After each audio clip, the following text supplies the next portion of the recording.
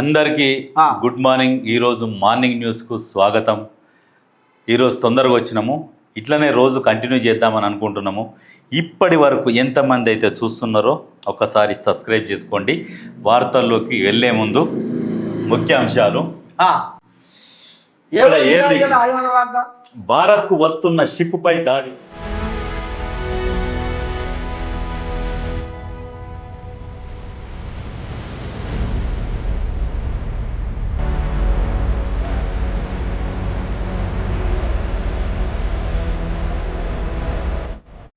UAE నుంచి గుజరాత్కు వస్తున్న Thai నౌక మయారి నారి హర్ముజ్ జలసంధి వద్ద 2 మిజైల్స్తో ఇరాన్ అటాక్. ఇంజన్ రూమ్ లో మంటలు, 3 గల్లంతు, 20 మంది సిబ్బందిని రక్షించిన ఒమన్ నేవీ. హర్ముజ్ దాటాలంటే పర్మిషన్ తప్పనిసరి. అయితే హర్ముజ్ జలసంధి అనేది ఉన్నది. హర్ముజ్ జలసంధిని ఇరాన్ మూసేసింది. మన భారత నౌక వస్తుంటే పర్మిషన్ కావాలని చెప్పేసి, పర్మిషన్ లేనిది ఈ నౌక వస్తుందని చెప్పేసి దాని మీద దాడి చేస్తే ఆ ఇంజన్ రూమ్లో ఉన్న మొత్తం కలిసి అందులో బోట్లో 23 మంది ప్రయాణం చేస్తారు. ఇంజన్ రూమ్లో 3 ఉంటే ఆ 3 గల్లంత అయిపోయారు. 20 మందినేమో ఒమన్ సిబ్బంది రక్షించింది. ఒమన్ దేశం ఉన్నది కదా.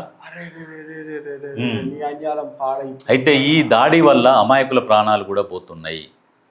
ఇప్పుడు ఇరాన్ వాళ్ళు మన పని కూడా చేస్తురా. ఇరాన్ వాళ్ళు మన పని కూడా చేస్తున్నారు. హర్ముజ్ జలసంధి వద్ద ఆగిపోయిన షిప్పులు, ఇవన్నీ షిప్పులు ఆగిపోయినాయి. అక్కడ పర్మిషన్ తీసుకొని రావాలి. పర్మిషన్ లేనిది రావద్దని చెప్పేసి ఇజ్రాయెల్ వాళ్ళకు అమెరికా వాళ్ళకు సంధిస్తురా అని ఏమన్నా దానికోసం అని చెప్పేసి క్లోజ్ చేసిర్రు. అయితే ఈ యుద్ధం వలన ఎవరికి నష్టం, ఎవరికి లాభం, తీరా అన్ని లోతుగా పరిశీలిస్తేనేమో ప్రపంచంలో టెర్రరిస్టులని అంతం చేయాలని ఒక ఆలోచనతో చేస్తున్నారు అని చెప్పేసి కొంతమంది చెప్తున్నారు. ఇది అమెరికా కానీ ఇజ్రాయెల్ మళ్ళీ ఇంకొక కోణంలో ఆలోచన చేస్తేనేమో ఇరాన్లో ఆయిల్ నిక్షేపాలు ఉన్నాయని చెప్పేసి ఆయిల్ నిక్షేపాల కోసం వాళ్ళతో సత్సంబాలు కొనసాగించాలి, అణు ఒప్పందం కూడా చేసుకోవాలి.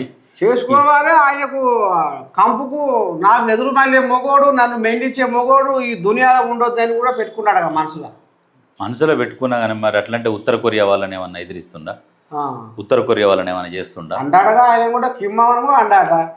కిమ్మామ జోకు చెప్తా నేను. కిమ్మామది ఎట్లా ఉన్నదంటే ఎవడో రాయి ఇచ్చిరేసినా ఇది అమెరికా కూడా ఇచ్చిరేసిండు అని అనేటట్టు తయారైంది ఇప్పుడు. దాని కడుపులు ఉంది. అయితే ఏంటంటే పాకిస్తాన్ వాళ్ళకి కూడా చెప్తున్నట్ట, మా మీద దాడి చేయర్రి, అమెరికా దాడి చేసినట్టు మేము ఉయ్యలుతాం, మేము ఆగం చేస్తామని అంటున్నట్ట. మరి అయితే అది సమర్ బాగానే సై చేసి పెట్టుకుంది. అయితే ఇప్పుడు దీని వల్ల మోడీ ఈ కష్ట నష్టాలు ఇది కంప్లీట్ చేసి కాదు పిరా. మొన్న ఏమన్నావు అయితే మోడీని ఇజ్రాయిల్ ఏమంటలేడు, ఇరాన్ ఏమంటలేడు, ఎవరికి సాబ్దారిస్తలేడు, ఎవరిని సంకట ఎక్కించుకుంటలేడు అని.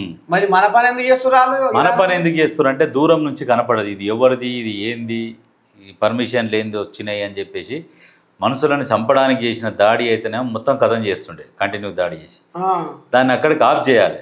ఆ ఇంజన్ రూమ్ ఉంటుంది కదా, ఇంజన్ రూమ్ మీద దాడి చేస్తే ఈ షిప్ ఆగిపోతుంది.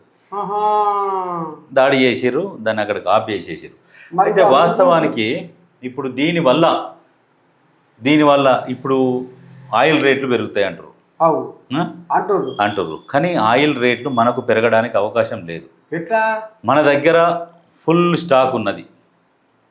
బంగ్లాదేశ్ వాళ్ళు ఏం చెప్తున్నారంటే మాకు భారత్ ఇప్పుడు ఆయిల్ ఇస్తుంది, ఇప్పుడు ఆయిల్ రెగ్యులర్గా బంగ్లాదేశ్ మన దగ్గర నుంచే పోతుంది, నిల్వలు ఉన్నాయి. శ్రీలంకకు మన దగ్గర నుంచే పోతుంది, ఈ చుట్టూన్న దేశాలకు. అయితే మాకు ఇస్తుంది అని చెప్పేసి వాళ్ళు చెప్తున్నారు. అంటే మన దగ్గర అంత స్టోరేజ్ ఉన్నది. ఇప్పుడు అమెరికా కూడా ఏం చెప్పిందంటే రష్యా దగ్గర కొనుక్కోండి, మాటలు మంచిగా కుదిరినాయి కాబట్టి ఇక రష్యా దగ్గర కొనుక్కోర్రి. ఇప్పుడు ఇరాన్ దగ్గర యుద్ధం నడుస్తున్నది, ఇటువంటి టైంలో ఏం చేస్తారు, కొనుక్కోరిగా రష్యా దగ్గర. ఎటువంటి పరిస్థితుల్లో కూడా మన దగ్గర పెట్రోల్ కానీ డీజిల్ కానీ రేట్లు పెరిగే అవకాశం మాత్రం ఎటువంటి పరిస్థితులలో లేవు. మస్తుగా ఉన్నది. మనకు రష్యా నుంచి వస్తుంది, ఇక్కడ నుంచి వస్తుంది, ఎక్కడ నుంచి కూడా ఇబ్బంది లేదు కాబట్టి ఏం పెరిగాయి.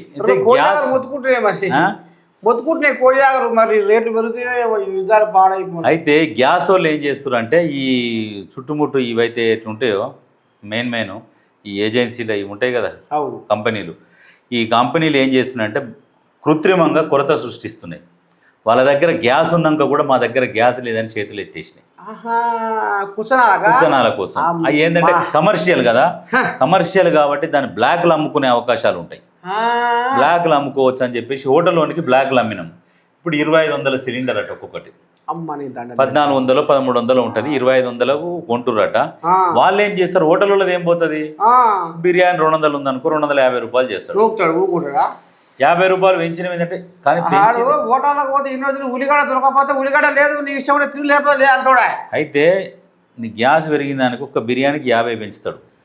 అట్లా రోజు 1000 బిర్యానీలు అనుకో ఎన్ని అవుతాయి, 50,000 అవుతాయి. ఎన్ని సిలిండర్లు వస్తాయి, బొచ్చడి సిలిండర్లు వస్తాయి. వాందేం పోదు. ఎవరైతే ఈ కృత్రిమ కొరత సృష్టిస్తుర్రో వాళ్ళ మీద కేంద్రం కూడా చర్యలు తీసుకుంటా అంటుంది. కేంద్ర ప్రభుత్వం ఎస్మా చట్టం ప్రయోగిస్తుందట. వచ్చిందా మరి? ఎందుకంటే గ్యాస్ పుష్కలంగా ఉన్నాక ఎందుకు కొరత సృష్టిస్తున్నారు మీరు, బ్లాక్ మార్కెట్ చెయ్యాలని చూస్తే మీ మీద ఎస్మా ప్రయోగిస్తామని చెప్తుంది. అయితే వీళ్ళకి కూడా చెప్తుంది, ఏ కంపెనీలు అయితే మీ గ్యాస్ బుక్ చేసుకున్నా ఇస్తలేవో వాటి మీద కంప్లైంట్ చేస్తానికి కూడా అవకాశాలు ఉన్నాయి. కేంద్ర ప్రభుత్వం రంగంలోకి దిగింది, వాళ్ళ మీద చర్యలు తీసుకుంటుంది. అయితే పత్రికలు ఏం చేస్తారంటే ఎమ్మటి ఏదైనా రాగానే మొత్తం అయిపోయింది మునిగిపోయింది కథం, కొట్లాడగానే ఇక యుద్ధం గురించి ఎడ చెప్తారు దాదా. ఇప్పుడు ఈడేసిందే దుబాయ్ మొత్తం కథం అయిపోయింది, ఎయిర్పోర్ట్ అంతా పోయిందట, ఏది బుర్జ్ ఖలీఫా కూడా కూలిపోయింది అని చెప్పేసి ఇట్లా వార్తలు. మరి ఏజెన్సీ వాళ్ళు మరి గిట్టే నా సొంటాడు నీ సొంటాడు అడుగుతాడు. అడిగితే మరి సమాధానం ఏం చెప్తారు, మరి గ్యాస్కి ఎందుకని ధర పెంచిందంటే ఏం చెప్తారు వాళ్ళు? లేదంటారు, లేదు గ్యాస్ లేదు, అది కూడా ఎటనైనా జర ఏమైనా ఎక్కిస్తే జర చేయి అంటే అప్పుడు వేరే అవి ఉన్నాయి బుక్ చేసినాయి క్యాన్సిల్ చేసి మీకు ఇవ్వాలంటే మరి వాళ్ళు ఏమంటారు కానీ మరి నటిస్తా అంటే 2500 అంటారు, వేరే ఆయన దగ్గర ఉందట కొన్న ఇట్లా నా దగ్గరనే ఉంది అది అంటే మళ్ళీ ఈ కారం అవుతుంది. అమ్మని ఇట్లా తయారయ్యారు. ఎటువంటి ఇబ్బందులు లేవు, ఏం కాదు, అన్నీ సద్దు మనుగుతాయి, ఎటువంటి ఏది ఉండదు.